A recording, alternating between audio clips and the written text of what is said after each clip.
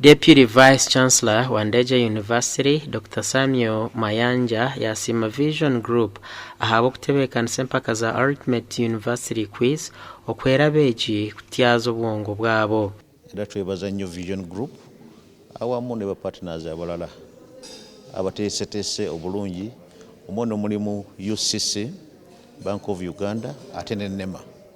Tubeebaza olw'okubanga bateekateeka eno quiz mpozi mubabuliza abayizi bano ebibuuzo mu mbeera ez'enjawulo naye ng'ate kiraga okuzuukusa kw'obwongo bw'abayizi bano kuba balina okuddamu amangu ddala ebibabuuziddwa kitegeeza nti babeera babimanyi.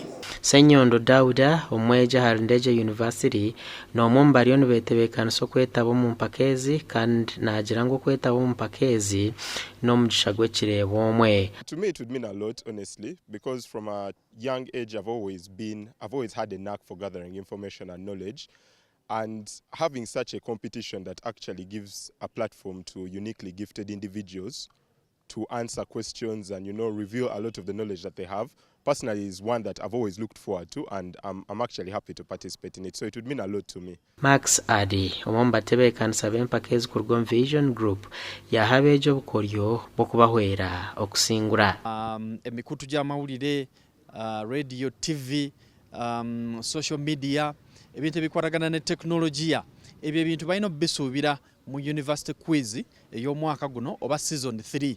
Tulinamu abantu abalala abazze on board, mulimu NEMA, National Environment Management Authority, ebibuuzo bikwatagana ne ozone layer protection, ebyo bintu balina obisoma. Empaka ezitebeekanisiibwe Vision Group kandi nishagikwa Bank of Uganda, Uganda Communications Commission, National Environment Management Authority n'ebindi bitongore. That in the cyberspace, the first line of defense is you, the user.